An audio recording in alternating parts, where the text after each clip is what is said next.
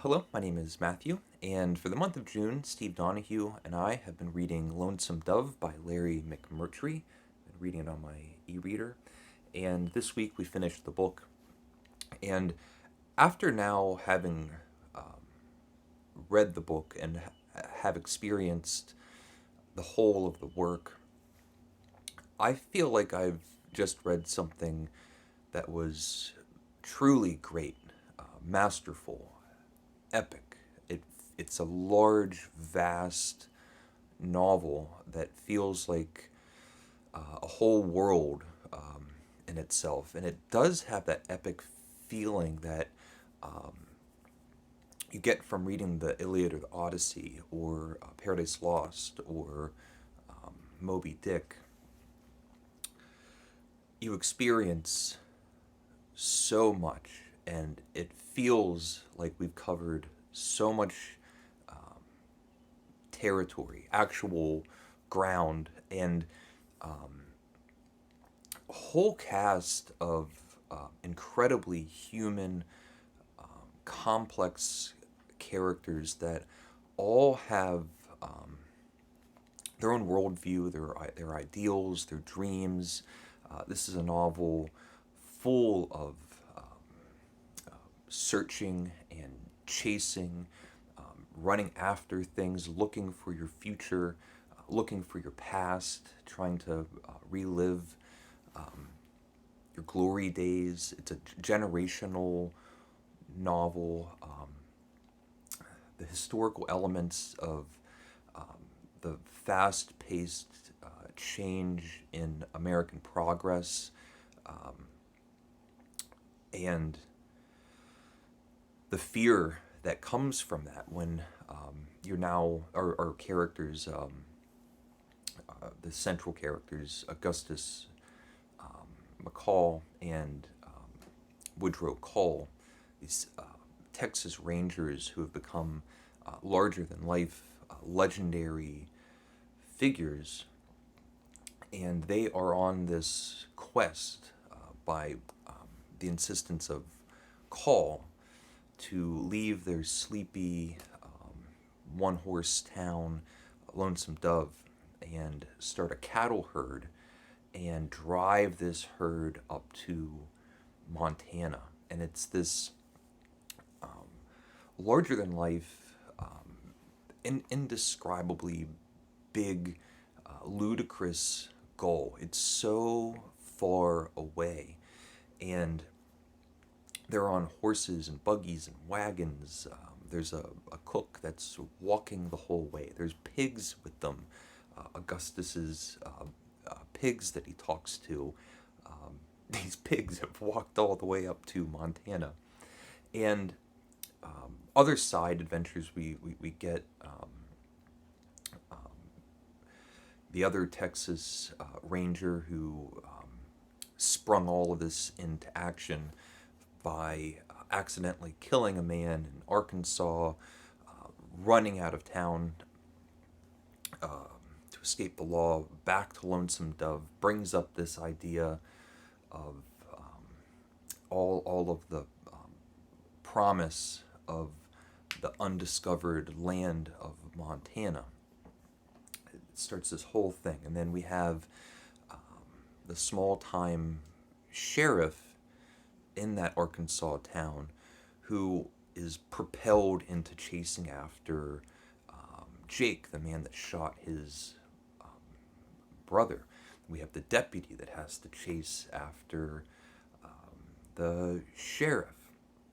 We have this whole other storyline of the sheriff's wife, and she's chasing after her own past. She wants to find her first husband, and we just get this depraved, self-centered, horrid little story about her life and the terrible situations that she gets herself into. We have the prostitute, Lorena, who has dreams of San Francisco. Augustus McCall has dreams of the love of his life from his past. And all of these characters are just scouring the American landscape in search of their own dreams and hopes.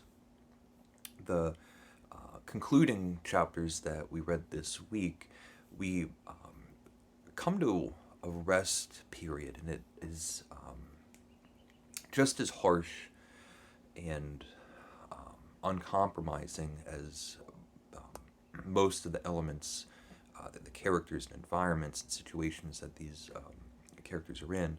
But we do get a pause, and it's at Clara's house. And Clara lives in Nebraska, taking care of her sick husband who's bedridden and dying because he got kicked in the head by a horse.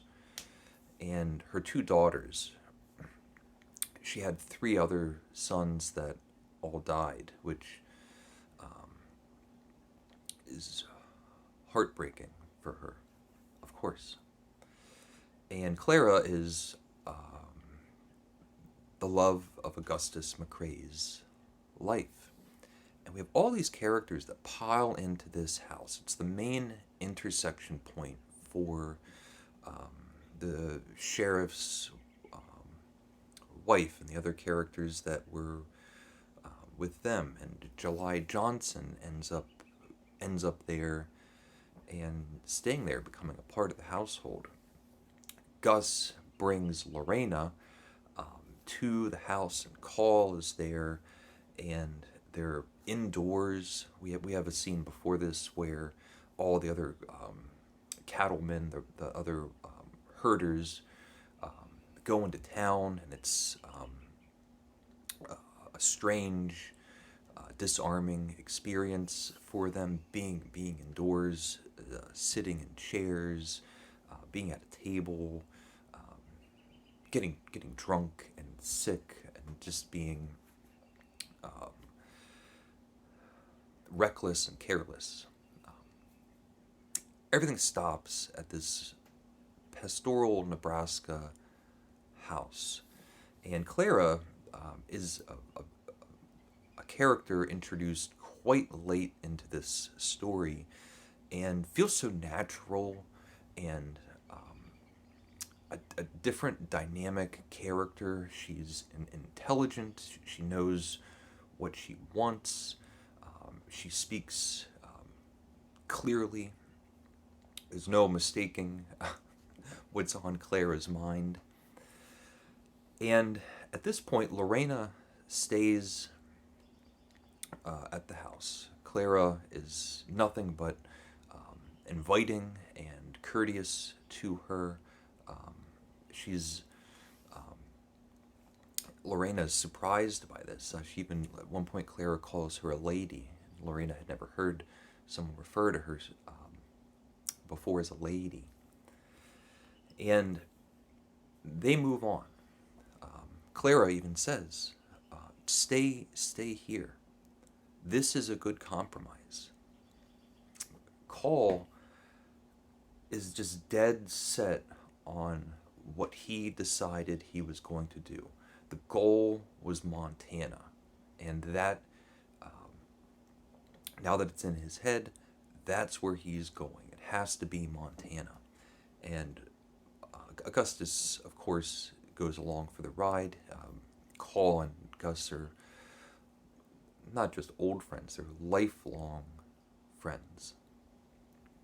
And we get this brutal, this incredibly tense and dire drive. There's a period where they have to go, it feels like days without water, and they're in this desolate, alien, arid landscape where everything is dry and gray and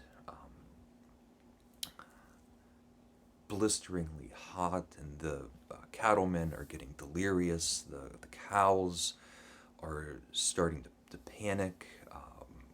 Cole is even having a hard time keeping a grip on his own fortitude. And there's just only one way to go, and they make it. At this point, they're very quickly, shortly thereafter, there's another incredibly alarming situation that feels almost allegorical to the previous scene that I just described and the whole of the work, and it's a grizzly bear that suddenly appears and causes panic and fright with all of the animals and the rangers and the cattlemen. And there's a bull that has been, a couple bull, but there's this bull that's been on this trail with them the whole time. And the bull makes a stand and fights it out with the grizzly. The bull can't beat the grizzly, but it's in the bull's nature to do this. It's what it has to do. And it doesn't defeat the grizzly, it doesn't kill the grizzly, but it caused enough of a ruckus to have the grizzly run off.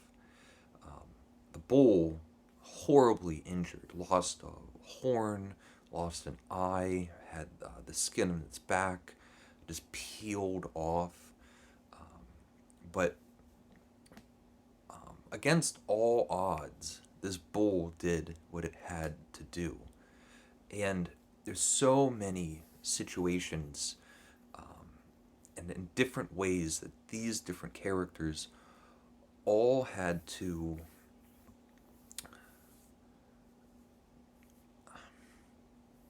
strive and to keep moving forward and to have struggles and sacrifices and not end up exactly where you thought you were going to be. Almost all of these characters have been traveling all over the country, and nobody gets what they want. Everyone's life has been had sacrifices and made them force them into these compromising situations where they have to keep going.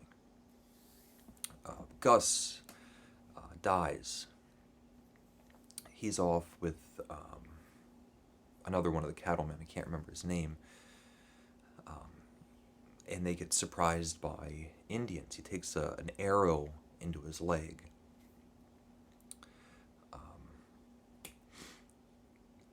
Somehow manages to get himself to a city where he can get medical attention. The other cattleman that was with him had this horrific experience getting back to the herd to let Call know that Gus is either injured or dead at this point. By the time he gets there, he's been stripped naked. He's been walking barefoot and found in a sort of delirium.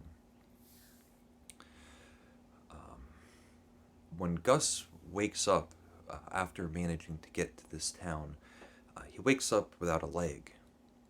And he is still the talkative, brassy, overly confident, intimidating character. He hasn't been shaken by this. The doctor informs him that the other leg has to go, and that will not stand for Augustus. Cole arrives, and towards the end of the novel, Cole has aged dramatically. We really get an interior sense of a character that has been one of the most distant and shadowy throughout the novel. We're finally starting to get some psychological elements of the workings of Call's mind. And Gus is obstinate and dies for his obstinacy. Has several requests. One of them is that his body, he asks that his body to be buried in Texas. They just made this whole trip up to Montana.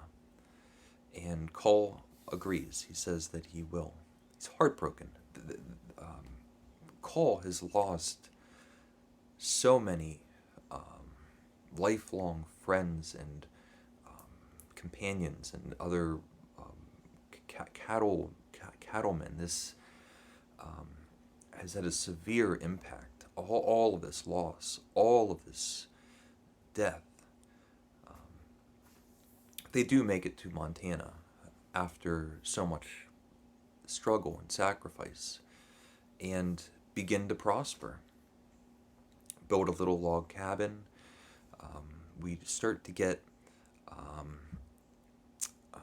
more insight into the growing, if not stunted, relationship between Newt and Call. Call, at least to himself, is now completely acknowledged that Newt is his son. Can't bring himself to say it, but he's now treating him as if he will be taking the mantle of this family business.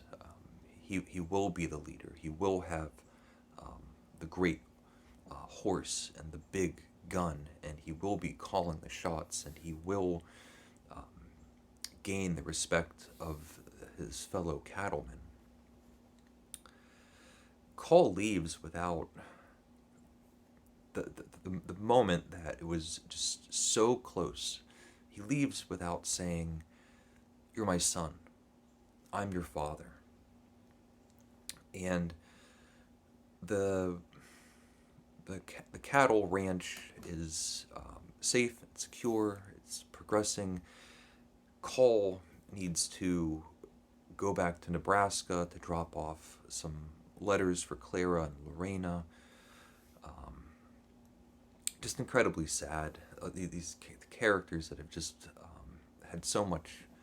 All of these characters had so much taken away from them, and Clara is just brutally honest with Call.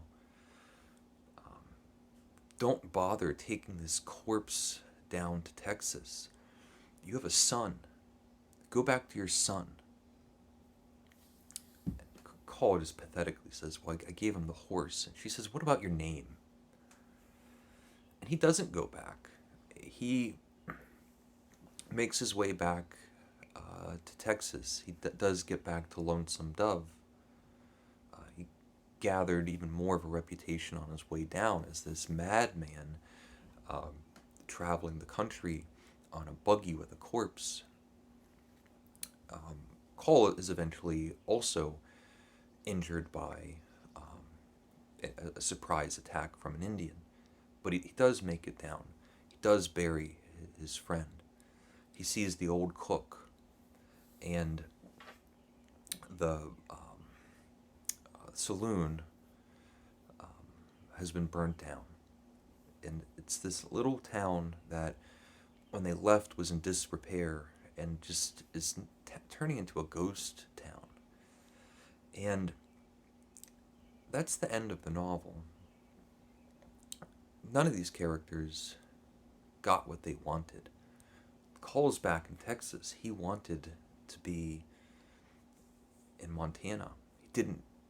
Newt wanted to know, wanted to hear his father acknowledge him as his son.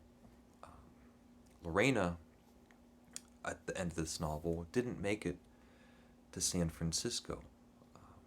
Gus didn't get Clara. July Johnson didn't get his wife back. And then all the characters that also didn't survive this experience. Incredibly moving, powerful, epic, larger than life. I absolutely loved this very special novel. Thank you, Steve. So let me know your thoughts. Let me know if you've read it, if you've been reading along. So thank you for watching. Please leave a comment if you would like, and take care.